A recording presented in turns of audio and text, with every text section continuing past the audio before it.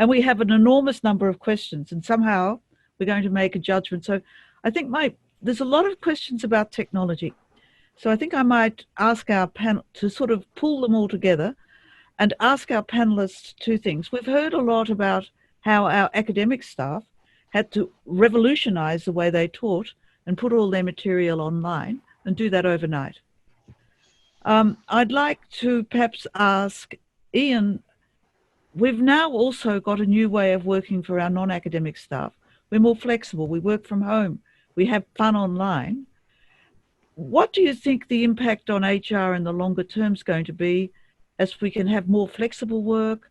We don't need to be there. Do you think it's going to be that personal touch that we've always loved? Do you think that's going to remain, or do you think it'll change? Thanks, Liz. Well, I think, as I said, this is clearly one of the big long-term challenges that we're going to have to face. And my take on it is that the people management side of what we all do, either as HR professionals or from our broader community, is going to absolutely have to ramp up to new levels that we've probably not seen in the sector, certainly not in the UK in many years.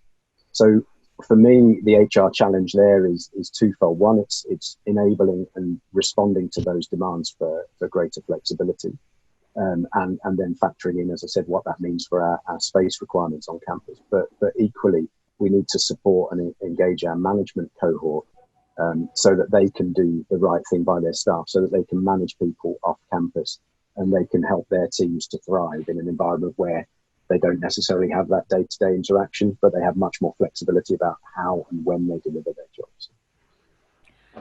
Thank you. And now we've got a really practical question, and perhaps Komod, so you might like to comment on this. Doria Abdullah from the University of Technology in Malaysia is asking whether or not performance appraisals should be coming to a halt, given the big disruption that we've undergone through with our work. In our case, we took a view that we're not halting performance management processes because of COVID-19. If anything, it created an opportunity for staff to log their deliverables in agreement with the management and show proof of delivery thereon. So it has worked so far so good for us. So we haven't halted any processes. In fact, we are encouraging the process to go ahead. Good, thank you. And Navros, is this the same for you? Yes, I think we have to be, ready and prepared for the change. And maybe there will be some changes in the way we are appraising people. The system and the processes might change, but obviously we cannot do away with this entire performance appraisal system, which is so very important. So we are not abandoning the processes and the systems, but we may have to adapt to the situation.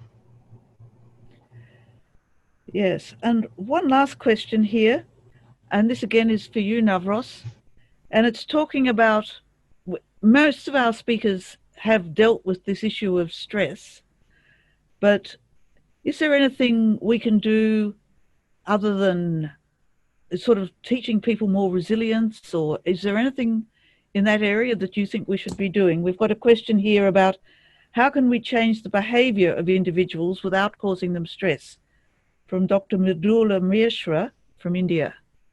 Well, behavior change requires a lot of time, obviously. But I think what we need, it all depends upon how we are communicating and what we communicate. Now, the thing is that we are all in it together. This virus has hit everyone across the globe, every organization.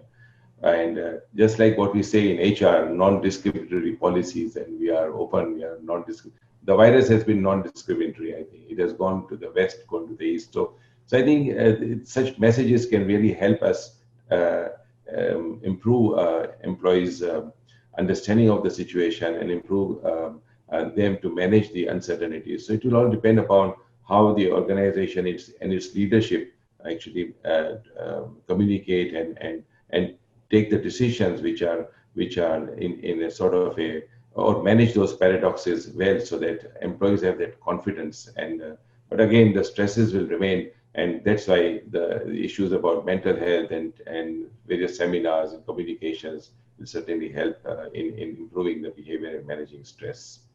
But of course, this is uncertain time.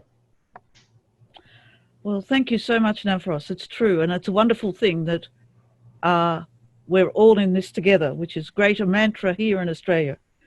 But first of all, may I thank, we now have to draw our webinar to the end. I'd like to thank everybody for joining us and for your participation. There are a lot of Q&As that we haven't answered, and we might have a bit of a chat afterwards, and where there are individual specific questions, we will try and get the answers directly back to the questioners. I'd like to thank our speakers, Navros, Ian and Komotso, and because for the work they've done, but also their great insights into how they're approaching this pandemic. We'll be sharing a link to the video as soon as we can, to the presentation as soon as we can, and there will be an evaluations survey, so please complete it and let us know your thoughts. This is the latest event in the ACU's series of online events focusing on how universities can adapt to change. The next one will be supporting research community on university libraries beyond the campus walls, which will be on Wednesday the 3rd of June at 2 p.m. in British Standard Time. And just to remind you, we will have our HR in HE Community Conference this September, and full details are available on the website. If you register, you can also access the full recording on demand anytime after the event. Please join me in thanking our speakers. Take care, stay safe, and be brave. Thank you very much.